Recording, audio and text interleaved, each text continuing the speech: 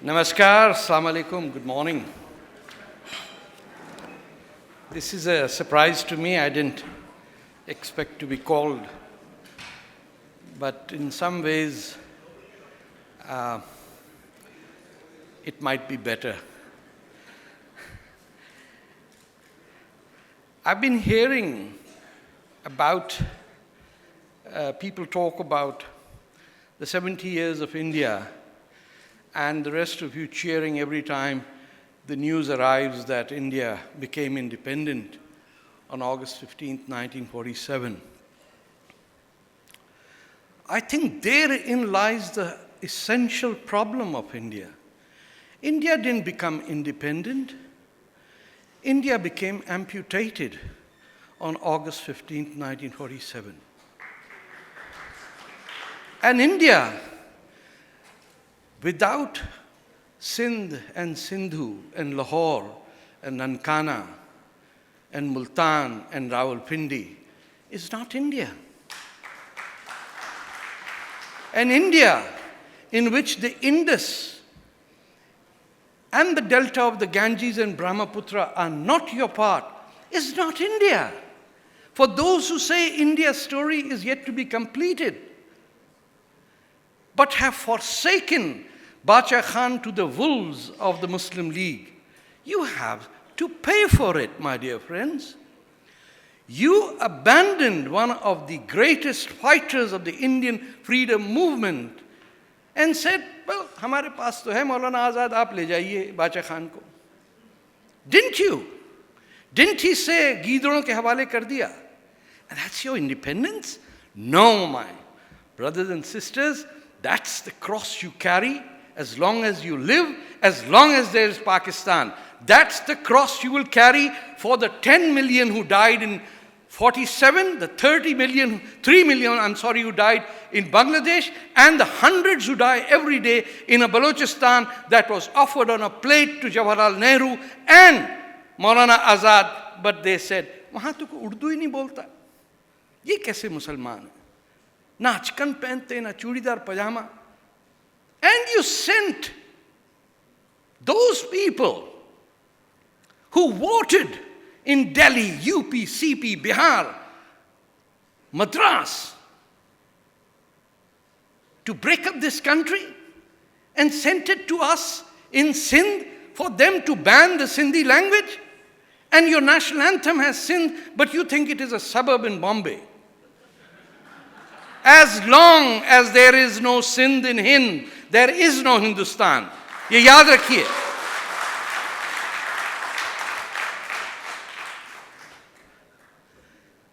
But you also have to think, how did you get manipulated, not you, your parents, into believing that Ram ke bete ka shehar aapke paas nahi ho to kya ho? Kya farak padta hai?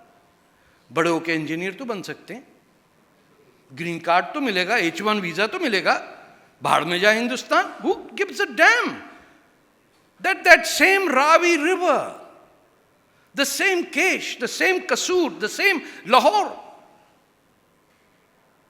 does not speak Punjabi anymore, speaks an Urdu that makes people quiver. It is so bad. A people who can't speak any language in any form at any place. But they do come as your enemy, as Aman ki Asha. But your friend Bangladesh has no Aman ki Asha. You like the Taimurs that came and plundered you. You don't like the short, dark-skinned guys who are your closest friends in the international arena. Ye kaun aapse baat karega? You talk of democracy. There is no democracy without individual liberty. At the center of a nation-state's democracy is that 15-year-old girl who falls in love with a 16-year-old boy or someone of her own age and is permitted to fall in love and not be brought forward in front of a family kacheri or someone to be beaten up for the crime of falling in love.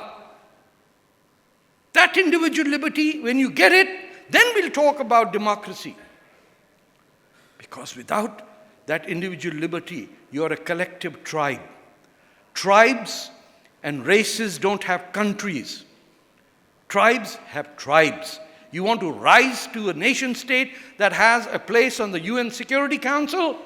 For goodness sake, you'll have to look across the border and cry every time a Baloch is thrown off a helicopter by the evil Pakistan army and say that Baloch is an Indian and he's dying at the cost of these guys who created the first Islamic state. ISIS was not created in Iraq. ISIS was created in Mumbai and in the homes of the Nawabs of UP and Bihar and Bengal, who said that हम हिंदुस्तान को काट के रहेंगे और अलग बनाएंगे एक इस्लामी जमहूरियत. और अब तक तो सब बैठे थे कि दोस्ती हो जाए, प्याज आ जाए, टमाटर सस्ता आ जाए. पाकिस्तान आर्मी का cement is coming to India. Thank God you have a prime minister with the backbone of Porus. But then you have cities named after Sikandar. You, my dear friends, call your holiest city. I'm talking about the Hindus of India. And Hindu is not a four-letter word. The Hindus have named their most religious, pious city as Allahabad. Allahabad. But you don't have the guts to ask the question to the mullahs of India, when will you call your sons Ashok and your daughters Nirmala? अगर हिंदुस्तानी हैं हम, तो वो लोग जो कहते हैं कि आप तो साहब पाकिस्तान में पैदा हुए थे, you are not an Indian, आप इटली में पैदा होते तो शायद इंडियन होते. ये मैंने नहीं कहा. My grandmother was French. My grandfather fought in the Indian and the French armies in the First World War.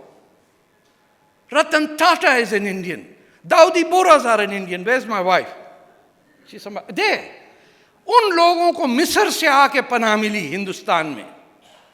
जब Saladin, the guys that every Indian Muslim feels proud, he massacred every Shia in Egypt in the 9th century. Where did they come and find solace?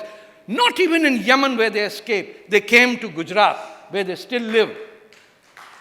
They are Indians, not the ones who say कि मुस्लिम personal law के बगैर तो हिंदुस्तान में एक अजाब आ जाएगा. Anyone who says that is an agent of Saudi Arabia and Pakistan. If these people who say that Tarek Fatah is not an Indian, I am an Indian because I'm Sayyid such and such, Rizvi Siddiqui Naqvi. My message to you is, go, take your daughter, get her divorce the next day of a wedding, and then we'll talk about triple talaq. घर में बात करो, बेटी के लिए triple तलाक नहीं, बहू के लिए. And all the feminists sitting down on the left, which unfortunately I belong to, are sitting there making allies with the people who do not have India's interests at heart. India is a civilization with at least 5,000 years. The Mohenjo-daro excavations have not yet produced a single article or element of war, not even a sword. We are children of that civilization. We are from Taxila. We are from Harappa. Our children are Buddha and Dalai Lama and Bulle Shah and Guru Nanak. But do we practice that? So I'll conclude by suggesting to you, friends, that truth is very bitter, बड़ी कड़वी चीज़ होती है. और झूठ की जो लज्जत है वो वैसी है जैसे उर्दू ज़बान का शेर होता है. You can always come and confront it. Say, Mir साहब ने ये कहा, गालिब ने ये कहा. I want to know what the hell do you say? I've never heard a Tamil speaker say, let me interrupt my speech and quote you from a Tamil. No. This has become the legacy of colonial imperialism on the languages of the northwest frontier province and the northern areas of India, that in Balochistan today you are teaching Arabic. You are banning Sindhi and imposing Uttar Pradesh's Urdu on to the people of Sindh. The very people who gave Prophet Muhammad's family, Raja Dahir's sons and daughters today are not allowed to speak Sindhi. The same Bengal, where there's a delta, the Sundarbans, the Bengal tiger, you imposed Urdu on them? You came from some Awadh Nawab's mahal from Lucknow and imposed Urdu on Sayyid Sohrawardi? And then your fellow guys in India said, we don't want to concern with this. No, take it out of the subject. Every invader of this country has a city named after it. Can you imagine Poland with a city named after Hitler? Why do I have to see Lodi? I'll take it a bit further. Aurangzeb Road changing over is just a symbol. But why in the hell do I have to see Lodi colony and below it written Ashoka Gate? Ashoka Gate under Lodi? Ashoka is Ashoka and Lodi is a murderer. And I do not expect non-Muslims to take this fight. But I expect Muslims to be ashamed of the fact that they live in India and they consider Babur to be a hero and a king. Babur was not born in India, he was born in Uzbekistan. Babur hated Indians, Babur died in Afghanistan. Babur was not an Indian. The day you will say that with confidence and without rancor, without hatred, you will change the face of this country.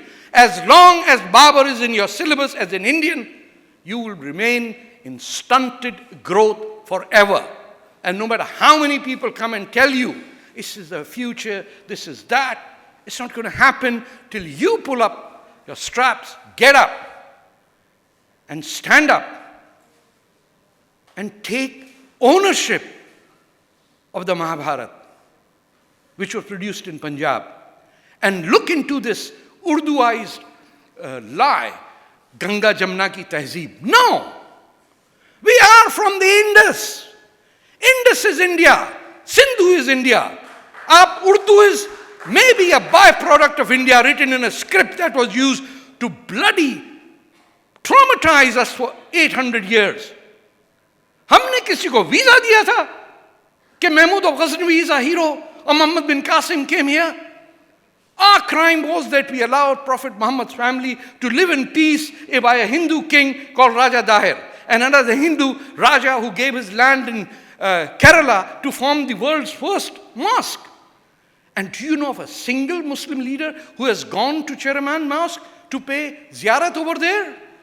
Where does he or she go? Quwwat al-Islam Mosque. Why? 26 Jain temples ko tod ke bana tha ye. And you tolerate that? Would Israel tolerate Hitler? So, in conclusion, all I will say, I've got a minute to say, we have miles to go, as some great English poet said. And don't expect results. It is your Hindu teachings that say, you do not have the right to expect anything. Your right is to do the right thing, speak the truth, and expect nothing in return. And inshallah, when you do that, you will see India rise. Like in the 17th century, we had 80% of the world GDP. In the year 2100, you can achieve that, but you will have to break down the barriers that Dalai Lama spoke of yesterday. No Muslim personal law, universal civil code, equality of men and women, no caste, nothing. Everybody say, my caste is Dalit. That's the day you will conquer the world. Jai Hind.